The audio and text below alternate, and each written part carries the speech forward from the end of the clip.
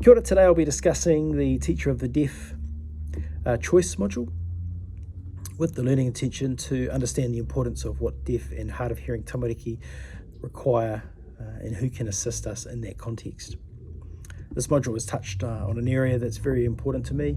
My youngest daughter has moderate hearing loss and wears a hearing aid, and she's been supported for the last 3 years by an amazing RTD, resource teacher of the deaf. And this personal experience has certainly deepened my understanding of the importance of targeted support and specialist support for deaf and hard of hearing tamariki. A new piece of learning for me was the distinction between the two roles.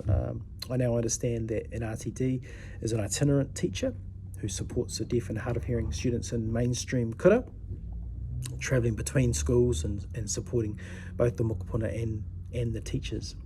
I was previously unaware that the teacher of the deaf, a TOD, works in a specialist setting such as kotahuri provision.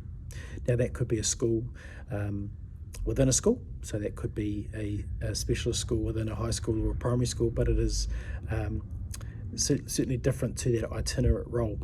These teachers provide direct instruction in classrooms specifically designed to meet the needs of deaf learners.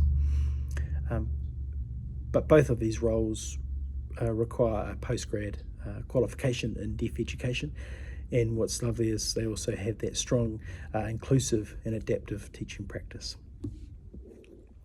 This learning directly links to He Pikaroa, to the framework, particularly the principles whakawhanaungatanga and mahitahi.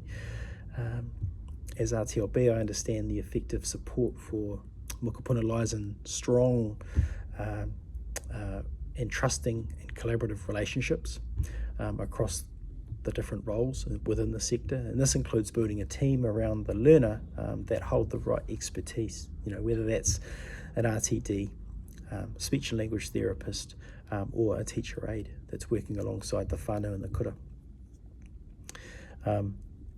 And what also comes to mind is that sense of ako, certainly evident here. As you work alongside these other specialists, you grow in your own experience and expertise, which is absolutely fantastic and so needed. This reflection has caused me to think more critically about the interprofessional relationships that I'm fostering, given that we often work under time constraints when we're putting interventions in place. It makes sense to establish and maintain relationships with colleagues such as the RTD sort of early on. That way, when a case comes up with some specific knowledge and support required, there's already a foundation of trust and shared understanding, enabling that smooth and timely collaboration. Ultimately, this module has reinforced the importance of early collaboration and shared expertise to ensure the deaf and hard of hearing tamariki thrive in ways that honour both their identity and their potential. Kia ora.